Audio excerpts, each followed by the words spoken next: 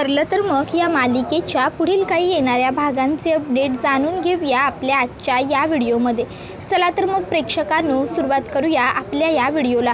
तर आता आपण इथे पाहणार आहोत की कशा पद्धतीने आता प्रिया प्रेग्नंट असल्याचं सत्य सगळ्या सुभेदारांना कळणार, तर दुसऱ्या बाजूला इकडे आता सायलीचं गुड न्यूज सांगणं मात्र तसंच पुन्हा एकदा राहून जाणार। सायलीला तन्वी असल्याची जाणीव होणार। आता नेमकं कसं आणि काय घडतं या सर्व गोष्टी आपल्या या व्हिडिओमध्ये सविस्तर पाहू। तर आता इकडे पूर्णाजी ही म्हणत असते, तन्वी अगदी पूर्वीसारखीच वागलीस हो, माझा चष्मा अगदी तिथेच आणून लपवलास जिथे पूर्वी लपवायचीस। मला ना अगदी ती छोटीशी 5-6 वर्षांची तन्वीच आठवली।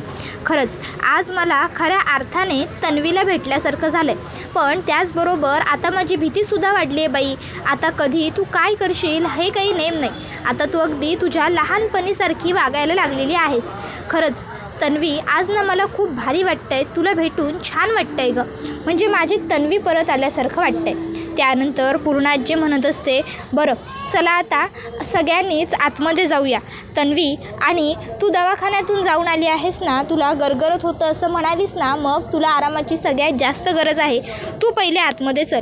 त्याबरोबर आता प्रतापला एक महत्त्वाचा फोन येतो आणि प्रताप हा आता म्हणत असतो, बरं खरोखरच चला सगळ्यांनी आतमध्ये। कल्पना, मला ना मी तुझ्याकडे काल जी फाईल ठेवायला दिली होती तीसुद्धा दे, मला आज जायचं आहे, बँकेतसुद्धा थोडं काम आहे आणि त्यानंतर मग मी कंपनीत जाणार आहे, मला यायला उशीर होईल। त्यावर कल्पना म्हणते, हो तुम्ही आवरायला घ्या, मी आलेच। आणि मग ती पूर्णाजीला म्हणते, पूर्णाई तुम्ही म्हणाला होतात ना मला मघाशी की तुम्हाला पोती वाचायचे आहेत म्हणून, चला तुम्हीसुद्धा आतमध्ये पोती वाचत बसा। आणि सायली तू सुद्धा चल आतमध्ये, चल आराम कर, तुलासुद्धा आरामाची गरज आहे ना। पूर्णाजी म्हणते, तन्वी अगदी लहानपणीसारखी वागू लागली आहेस, आता जरा मोठ्यासारखी वाग, मोठी झालीस की नाही आता आजीची ती काही तू छोटीशी नात राहिलेली नाही आहेस, आता नात जरी असली तरी मोठी झाली आहेस, काय कळलं ना। बरं चल, मला पोती वाचायचे आहेत, मी पोती काढून घेते, तोपर्यंत तू सुद्धा ये माझ्याजवळ, काय। त्यावर सायली म्हणते, हो पूर्णाजी तू हो ना पुढे। पूर्णाजी तिकडनं निघून गेल्याच्या नंतर सायली मात्र आता तिकडेच उभी असते आणि आता मनात ती विचार करत असते की हे सगळं कसं शक्य आहे। नाही म्हणजे मी तन्वी असण्याचं नाटक वगैरे करते, हे सगळं ठीक आहे, पण मला तन्वीचं बालपण कसं आठवतं आहे, मी हुबेहूब सर्व गोष्टी तन्वीसारख्या कशा करते आहे। त्या दिवशी पूर्णाजीला भरवणं, त्या चुकीच्या कवितेच्या पंक्ती म्हणणं आणि आज इथे चष्मा लपवणं, सगळं कसं बरोबर जुळून येतं आहे। हे एवढं सगळं साम्य कसं काय माझ्या आणि तन्वीच्या वागण्यात, नक्की काय गडबड आहे असा विचार आता सायली करत असताना आता सायलीला पुन्हा त्रास होऊ लागतो। पूर्णाजी ऐक ना, पूर्णाजी इकडे ये ना, पूर्णाजी मी इकडे आहे, पूर्णाजी तू कुठे आहेस, पूर्णाजी तुझा चष्मा बघ माझ्याकडे आहे, पूर्णाजी। आता सायलीला हा आवाज ऐकू आल्यावर मग तिला आणखीन जास्त त्रास होऊ लागतो आणि आता ती दोन्ही कानांवरती घट्ट हात ठेवून घेते आणि म्हणत असते, हे सगळं काय होतं आहे माझ्याबरोबर, मला काय हा त्रास होतो आहे, मला काही कळत नाही आहे, हे सगळं कसं होतं आहे, नको नाही नको प्लीज, असं आता ती ओरडू लागते। आता तिला खूप जास्त त्रास होत असतो, तिला ऐकू येत असतं, पूर्णाजी अगं मी इकडे आहे, पूर्णाजी कुठे गेली माझी तन्वी कुठे आहेस बाळा, तन्वी ये बरं पटकन माझ्याजवळ। आता सायलीला या सर्व आवाजानंतर त्रास होतो आणि ती आता घट्ट दोन्ही कानांवरती हात घेते आणि आता तिला पुन्हा पूर्णाजीचा आवाज येतो, कुठे आहे माझी नात, कुठे आहे माझी तन्वी। त्यावेळी मग सायली म्हणते, पूर्णाजी मी इकडे आहे। आणि आता सायली पटकन कानावरचे हात बाजूला काढते आणि आता सायली प्रश्नचिन्हात पडते की मी बरोबर पूर्णाजी मी इकडे असं कसं म्हणाले, काय संबंध आहे माझा तन्वीच्या भूतकाळाशी, तन्वीच्या बालपणाशी। मी जेव्हा ह्या घरात पहिल्यांदा आले होते तेव्हासुद्धा मी ह्या घरातनं या आधी येऊन गेली आहे असा मला भास झाला होता। खरंच या सगळ्याशी माझा काही संबंध आहे का, मी खरोखर तन्वी तर नाही आहे ना। आता सायलीच्या मनात वेगळे प्रश्न येतात, पण अचानक आता तिला पुन्हा मळमळल्यासारखं वाटायला लागतं आणि मग तिचा हात आपसूक तिच्या पोटावरती येतो आणि हात पोटावरती आल्याबरोबर सायली म्हणते की नाही सध्या मला ह्या सर्व गोष्टींचा विचार बिलकुलच करायचा नाही आहे, सध्या मला आमच्या भविष्याबद्दल यांच्याशी बोलायचं आहे. मला सध्या यांना सगळं काही सांगायचं आहे. तर मी आता माझा वेळ इथे वाया नको घालवायला, नाहीतर हे ऑफिसला जाण्याची घाई करतील. मला आधी यांच्याकडे गेलं पाहिजे. मग सायली तिकडनं वरती अर्जुनकडे येते आणि आता तिने ठरवलेलंच असतं मनाशी पक्क की बस आता झालं तेवढं पुरे झालं. आता मी यांना सगळं काही सांगूनच टाकणार आहे खरं खरं. आणि मला यांना सांगितल्याच्या नंतर घरातल्या सगळ्यांनासुद्धा सांगायचं आहे. मी आज सगळ्यांना माझे गुड न्यूज सांगून टाकेन. एकदा का घरात सगळ्यांना मी सांगितलं की सगळ्यांचा आनंद ओसांडून वाईल. तसंही हे सुद्धा म्हणालेच होते की सगळ्यांना आनंद होईल अशी कुठली तरी गोष्ट घरामध्ये घडली पाहिजे. मी आई होणार आहे यापेक्षा दुसरी आनंदाची बातमी घरातल्या सगळ्यांसाठी कुठली असू शकणार आहे. हीच आनंदाची बातमी असेल सगळ्यांसाठी. मग आता सायली अर्जुनकडे येते आणि अहो मला तुमच्याशी महत्त्वाचं बोलायचं आहे असं सांगते. अर्जुन म्हणतो हो तू बोलच, पण त्याआधी मलासुद्धा तुला काहीतरी महत्त्वाचं विचारायचं.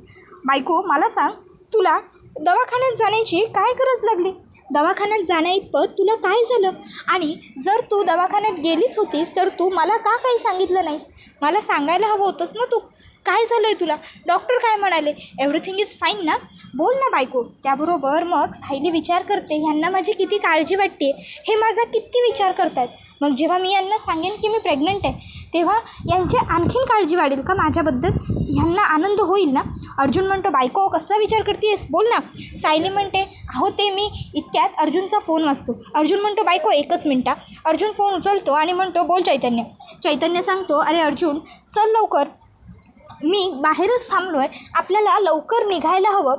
अरे आज प्रियाची कोर्टात तारीख आहे ना, आधी त्या तारखेच्या पेक्षाही महत्त्वाचं एक काम आहे. ते म्हणजे आपल्याला पुन्हा एकदा सगळे पुरावे क्रॉस चेक करायचे आहेत. संतोषचं स्टेटमेंट आहे ते त्याला चेंज वगैरे करायचं नाही हे सांगायचं आहे, म्हणजे ऐन टायमिंगला गडबड नको. त्याबरोबर मग अर्जुन म्हणतो अरे हो हे बरोबरच आहे. आणि मग अर्जुन सायलीला म्हणतो बायको तू ये, मी आलोच खाली जाऊन. आणि मग अर्जुन हा तिकडनं खाली यायला निघतो. इतक्यात सायलीला पुन्हा मळमळतं आणि सायली उलट्या करायला जाते. अर्जुन हा तोपर्यंत खाली येतो. कल्पना म्हणते काय रे आज तू एकटाच कसा आलास, सायली कुठे राहिली? अर्जुन म्हणतो मॉम अगं तिला जरा मळमळल्यासारखं होत होतं, उलटी येते असं वाटतंय म्हणून ती बाथरूममध्ये गेली. मी तिला म्हटलं की मी खाली जातो तू ये म्हणून मागून, तू मला वाढ ना पटकन ब्रेकफास्ट. अगं चैतन्य बाहेर येऊन थांबलेला आहे, तो वाट बघतोय माझी, लवकर वाढ एकदाचं मला आणि खाऊन मला पळू देत. त्याबरोबर कल्पना म्हणत असते अर्जुन अरे काय चाललं आहे तुझं? तिकडे ती बिचारी सायली तुझ्यासाठी दिवसभर उपाशी राहते, कधी कधी रात्रीसुद्धा जेवायची थांबते आणि तू मात्र नुसती घाईच करत चाललायस. याला काय अर्थ आहे का? हे बघ अर्जुन हे चुकीचं आहे, स्पष्टपणे हे चुकीचं आहे. बिचाऱ्या सायलीची तू ना जरा काळजी घेत जा. अरे पूर्ण आजींच्यासाठी तिची किती दगदग होते, किती धावपळ होते, तुला दिसत नाही आहे का? त्या सगळ्या वेळी तू तिला साथ द्यायला हवीस. आणि घरातसुद्धा बिचारी सगळीकडे सगळं बघत असते. या सगळ्यामध्ये ना तिला खूप जास्त ताण येत असतो, तिची धावपळ होत असते. त्यामुळे आता तू सुद्धा तिला जरा जपायला हवंस, तिची काळजी घ्यायला हवीस. कळतंय का तुला? त्याबरोबर अर्जुन म्हणतो हो हो मॉम मला सगळं कळतं आहे आणि यू डोंट वरी. अगं मलासुद्धा सायलीला वेळ द्यायला हवा हे समजतं आहे, पण काय करू? सध्या तू बघतेस ना सध्याची सगळी परिस्थिती कशी आहे ते. अगं आज कोर्टात प्रियाच्या केसची तारीख आहे. जर आज तिच्या केसची तारीख नसती ना तर खरोखर मी घरीच थांबलो असतो. त्याबरोबर मग आता लगेच कल्पना म्हणू लागते की नाही नको आज तू जा. मी तर देवयाईकडे साकडंच घालते की त्या मुलीला चांगली अद्दल घडू देत आणि तिला तिच्या प्रत्येक गुन्ह्याची शिक्षा मिळू देत. त्यानंतर मग आता अर्जुन हा कल्पनाला सांगत असतो मॉम सायलीची काळजी घे, मला ऑफिसवरून यायला आज जरा वेळ होईल, तरीही मला जमेल तितकं लवकर येण्याचा मी पुरेपूर प्रयत्न करेन. ओके चल बाय मॉम. इतक्यात चैतन्याचा फोन येतो आणि अर्जुन म्हणतो हो रे बाबा हो आलोच, तुला ब्रेकफास्ट करायला ये म्हणत होतो तर तुला ते जमत नव्हतं, आलो. आणि मग अर्जुन बाय मॉम बाय म्हणत तिकडनं निघून जातो. इकडे आता सायलीला उलट्या वगैरे होऊन गेलेल्या असतात आणि त्यानंतर आता ती विचार करते की चला आता मी खाली जाते आणि डायनिंग टेबलवरतीच यांच्याशी बोलते. सायली आता आनंदाने खाली येते आणि खाली जेव्हा ती येते तेव्हा समोर अर्जुन नसतो. अर्जुन कुठे गेला असा प्रश्न सायलीच्या मनाला पडतो. सायली लगेचच कल्पनाला विचारते आई अहो काय हो हे कुठे गेले? नाही म्हणजे इथेच होते ना. त्याबरोबर मग कल्पना सायलीला म्हणते तुझा नवरा का? सायली म्हणते आई अहो थट्टा नका ना करू, सांगा की कुठे गेले ते? म्हणजे मी मगापासून बघत होते. आणि त्याबरोबर मग आता लगेचच अस्मिता म्हणते कुठे गेलाय काय? निघून गेला तो. आज काहीतरी आहे ना म्हणे, म्हणजे त्याचं कोर्टात कसलं तरी हिअरिंग आहे बहुधा. मी ऐकलं नाही, मी त्याला मॉमशी बोलताना बघितलं. त्याबरोबर मग कल्पना म्हणत असते, अस्मिता माहीत नसेल तर अर्धवट बातमी नको गं पुरवूस. अगं सायली, आज त्या प्रियाची बबली लोखंडेच्या केसची तारीख आहे ना, म्हणून अर्जुन घाईघाईने गेला. म्हणजे तुला बरं नाही आहे आणि ऑफिसला त्याला जावं लागतं आहे याचं त्यालाही वाईट वाटलं आहे. पण काय करणार, कामाच्या पुढे अर्जुनला कधी काही आजपर्यंत दिसलं आहे का? बरं, तू आता फार वेळ टाईमपास करू नकोस. ये चल, तू आता पटकन नाश्ता करून घे आणि डॉक्टर काय म्हणाले ते सुद्धा मला सांग. आणि सगळ्यात महत्त्वाची गोष्ट सायली, तू आता कामातून पूर्णपणे सुट्टी घ्यायचीस. हा सर्व त्रास ना तुला कामामुळे आणि उन्हाळ्यामुळे झाला. त्याबरोबर विमल हो कल्पना वहिनी, अगदी बरोबर बोलताय तुम्ही. अहो सायलीताई ना माझं काही ऐकत नाही. तुम्ही नसलात ना की ह्या माझ्यावरती चक्क दादागिरी करतात. मला म्हणतात की मी सांगेन तसं करायचं आणि जास्त करून कामं तर ह्या स्वतःच करतात आणि मला फक्त मदतीला ठेवतात. किचनमध्ये एक दीड तास उभं राहून स्वयंपाक बनवायचं म्हणजे काय अवघड काम नाही आहे का? त्याबरोबर मग नंतर सर्व केर कचरासुद्धा बाहेरचा मी काढते असं हट्ट धरतात. त्याबरोबर मग अस्मिता म्हणते, नाही म्हणजे तुम्ही म्हणताय ते सगळं ठीक आहे, उन्हाळ्याचा त्रास होतो आहे वगैरे वगैरे सो अँड सो, पण नक्की हा सर्व त्रास उन्हाळ्याचाच आहे ना? नाही म्हणजे तुम्हाला उन्हाळ्याचा त्रास वाटतो आहे आणि असायचं काहीतरी भलतंच असं तर काही नाही आहे ना? म्हणजे आता माझ्या बाळाच्या जन्मानंतर मी आई तर झाली आहे, पण कदाचित सायली आणि अर्जुनचा मला आत्या बनवण्याचा प्लॅनसुद्धा असेल तर तसं तर काही नाही आहे ना? नाही म्हणजे अर्जुन सायली तसं जर काही असेल ना तर उलट मला तर आनंदच होईल, मला बरं वाटतंय. काय बनवताय का मग मला आत्या? देताय का काय सरप्राईज आम्हा सगळ्यांना?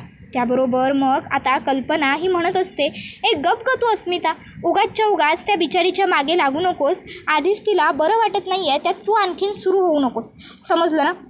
सायली, तू हिच्याकडे लक्ष देऊ नकोस गं, तुला माहिती आहे नाही अस्मिता कसली येते. तू सोड बरं हिचा विषय. तू एक काम कर, तू पटपट आता हे नाश्ता कर, गोळ्या घे आणि आराम कर रूममध्ये जाऊन. जर सायली प्रेग्नंट असती तर सगळ्यात आधी सायलीने येऊन मलाच सांगितलं असतं, मला खात्री आहे. पण आता सध्या तरी तसं काही नाही आहे, बरोबर ना सायली? तुला फक्त हा सर्व उन्हाळ्याचाच त्रास होतो आहे ना, की खरोखर अस्मिता बोलती आहे तसं काही? त्यावर मग सायली आता मनात म्हणते, आई अहो अस्मिताताई जे बोलत आहेत ना ते सगळं बरोबर आहे. अस्मिताताई म्हणत आहेत तसेच दिवस गेलेत मला, पण काय करू, जोपर्यंत मी यांच्याशी बोलत नाही आणि यांना काय वाटतं हे जाणून घेत नाही ना तोवर मी हे सगळं तुम्हा कोणालाही सांगू शकत नाही. कारण मी तुम्हाला सांगितलं सगळं आणि नंतर यांना नाही आवडलं हे सगळं तर नको, मी तुम्हाला सध्या तरी काहीच सांगायला नको.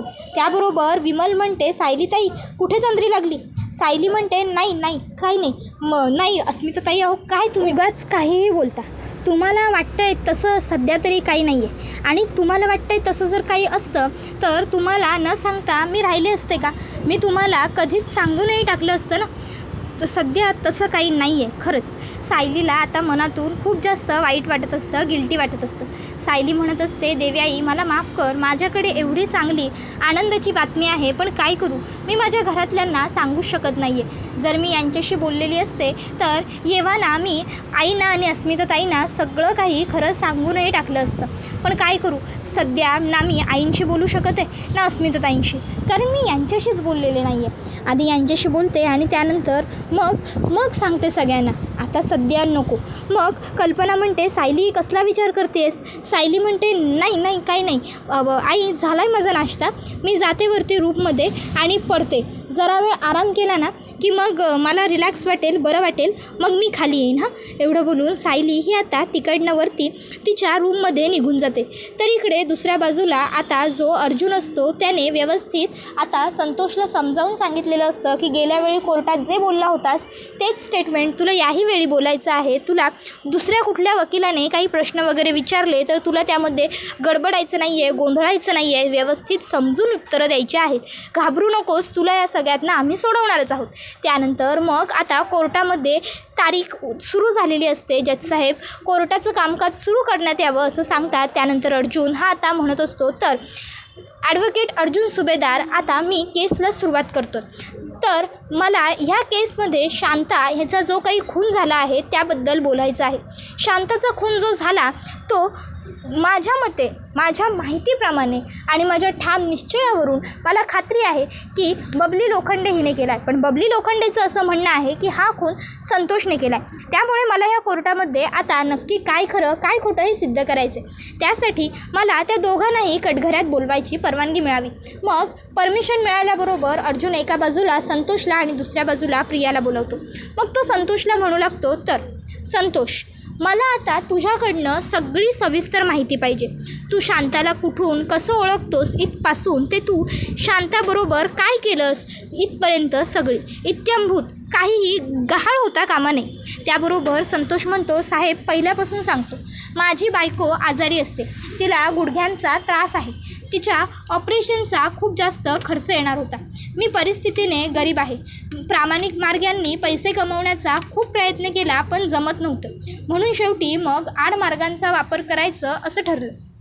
मग मी छोट्या मोठ्या चोऱ्या वगैरे करायला लागलो आणि माझ्या बायकोसाठी पैसे गोळा करायला लागलो. पण छोट्या मोठ्या चोऱ्या करून काय होईल, काहीतरी मोठा हात मार असं मला प्रिया मॅडमनी सांगितलं. त्यांनी माझी त्यांच्याबरोबर ओळख करून वाढवून घेतली आणि त्यांनी मला शांता मावशीवर लक्ष ठेवायचं काम दिलं. मी शांता मावशीवरती लक्ष ठेवायचो. त्या काय करतात, कुठे जातात, सर्व गोष्टींवरती माझं बारीक लक्ष असायचं. लक्ष ठेवण्यापर्यंत ठीक होतं. एकदा प्रिया मॅडम तिकडे आल्या आणि प्रिया मॅडमनी मला घराच्या बाहेर दरवाजात उभं राहायला लावलं होतं. मी दरवाजात उभा असताना प्रिया मॅडमने आतमध्ये खून केला. जेव्हा जोरात ओरडण्याचा किंकाळण्याचा आवाज आला तेव्हा मी बाहेर आलो आणि बघितलं की शांता मावशीचा खून झाला. जेव्हा मला हे कळलं तेव्हा मी त्यांना ओरडण्याचा प्रयत्न केला. हे सगळं का केलं असंही म्हटलो, पण तेव्हा त्यांनी मला हे सगळं साफ कर, आवरून टाक असं सांगितलं. त्याबरोबर मग अर्जुन म्हणत असतो, तर जज साहेब, इथे तुमच्यासमोर संतोषने आता पुन्हा एकदा तिसऱ्यांदा जवळपास त्याचं हे स्टेटमेंट दिलेलं आहे आणि तिसऱ्यांदासुद्धा स्टेटमेंट देत असताना त्याने कुठल्याही पद्धतीची गडबड केलेली नाही आहे. त्याने अगदी इत्थंभूत सर्व माहिती कोर्टासमोर बरोबर मांडलेली आहे, कारण तो खरं बोलतो आहे. आणि आता मला काही प्रश्न इकडे बबली लोखंडे उर्फ प्रिया मधुकर तसेच तन्वी किल्लेदार, तन्वी सुभेदार इतकी सगळी खोटी नावं लावून फिरणाऱ्या मुलीला विचारायचे आहेत. आता मात्र इकडे प्रिया घाबरते कारण अर्जुनने सुरुवातीलाच तिचं सर्व कॉन्फिडन्स लूज करून टाकलेलं असतो. प्रिया आता विचार करते का हा अर्जुन नेमकी आता मला काय प्रश्न विचारेल, नेमकी हा माझी उलट तपासणी कशी घेईल, काय करेल हा माझ्यासोबत, काय असेल ह्याचे प्रश्न, असे सर्व विचार आता प्रियाच्या मनामध्ये फिरायला लागतात. प्रियाला आता खूप जास्त टेन्शन आलेलं असतं आणि आता प्रिया सुभेदार हाजीर हो असं म्हटल्याबरोबर प्रिया आता कटघऱ्यात येते. तिला शपथ घ्यायला लावली जाते की आत्ता मी इथे जे काही बोलेन ते खरंच बोलेन. प्रिया शपथ घेते, अर्थात ती खोटंच बोलणार असते. त्यानंतर मग अर्जुन म्हणतो, तर आता मी सुरुवात करतो प्रश्न उत्तरांना, पण मला सांगा त्याआधी तुम्हाला एवढा घाम का फुटला, तुम्ही नर्वस आहात का? प्रिया म्हणते, नाही असं काही नाही आहे, तुम्ही विचारा प्रश्न. मग अर्जुन म्हणतो, ठीक आहे, तर मिस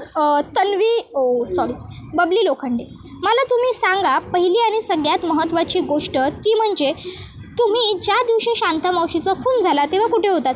प्रिया म्हणते, मी माझ्या मैत्रिणीकडे गेले होते. अर्जुन म्हणतो, ओके, मैत्रिणीकडे कुठे? त्याबरोबर मग ती म्हणत असते की मी माझ्या घराच्या जवळच तिचं घर आहे, तिथेच तिला भेटायला गेले होते. अर्जुन म्हणतो, ओके, कशा गेला होतात तुम्ही, बसने, रिक्षाने, टॅक्सीने, कशा गेला होतात तुम्ही? त्यावर मग ती म्हणते की मी मी मी मी मी मी बसने गेले. त्यावर अर्जुन म्हणतो, ओके, बसने गेलात, तर मग मला सांगा की तुमच्या घरापासून किती टायमाचं अंतर असेल ते तुमच्या मैत्रिणीच्या घरा एवढं? त्यावर ती म्हणते 5 मिनिटांचं. त्यावर अर्जुन म्हणतो, 5 मिनिटांच्या अंतरासाठी तुम्हाला बसची गरज लागली, बस मिळाली का तुम्हाला? त्यावर मग आता पहिलंच तिचं खोटं पकडलं जातं. मग अर्जुन म्हणतो, ती जी तुमची मैत्रीण आहे तिला कॉल करा. मग प्रियाचं दुसरं खोटं पकडलं जातं. मग अर्जुन असेच तिला भरमसाठ प्रश्न विचारू लागतो. आता मग मात्र प्रियाचं BP शूट होतं आणि प्रिया चक्कर येऊन खाली कोसळते. त्याबरोबर अर्जुन म्हणतो, ही सगळी हिची नाटकं आहेत.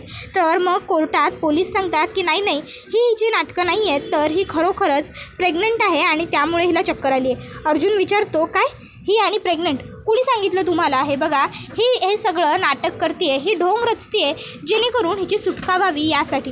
त्यावर मग पोलीस सांगतात की नाही हे सगळं खरं आहे, ही खरोखरच प्रेग्नंट आहे, कारण आम्ही हिच्या टेस्ट करून घेतलेल्या आहेत जेलमधल्या डॉक्टरांकडनं. आता हे ऐकून मग मात्र अर्जुनला खूप मोठा धक्का बसतो आणि त्याला वाटतं की बापरे, आता काय करायचं.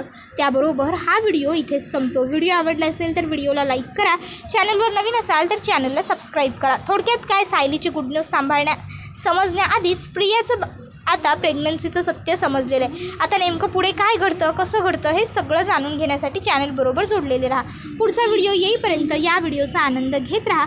तुम्हाला ठरलं तर मग ही मालिका कशी वाटते हे आम्हाला कमेंटमध्ये नक्कीच सांगा. टाटा, बाय बाय, धन्यवाद, take care all of you.